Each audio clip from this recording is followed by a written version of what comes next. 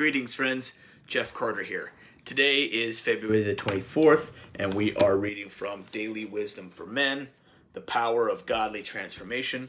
Let me start off by saying thank you for watching, thank you for subscribing, and thank you for punching that like button down there so that these videos can continue to be shared out all over the place. Let's go ahead and just jump right in. Like I said, today is February the 24th, and the title is, Are You Unlike Judas Iscariot?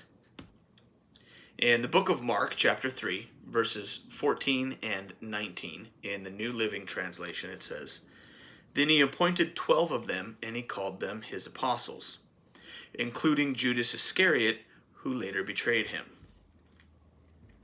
The history of the 19th and 20th centuries contains numerous stories of men and women who formed their own religious cults to make a fortune from gullible souls.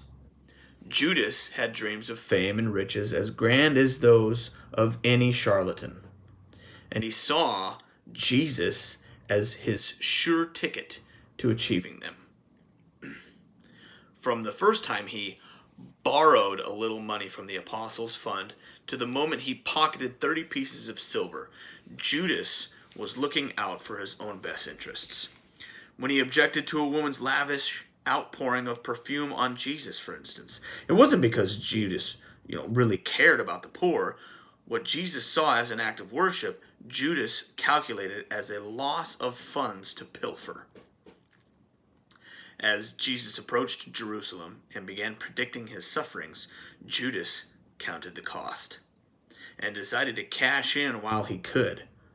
With ease, Satan entered Judas's heart and propelled him to cut a deal with the leading priests and then plot a way to betray Jesus. Even when later Judas was filled with remorse, he never turned back to God in repentance.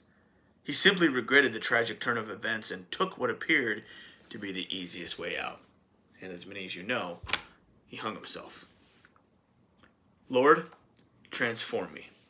Unlike Judas, I do not follow you out of selfish, ulterior motives. Friends, this is a hard one to really. It's a hard pill to swallow because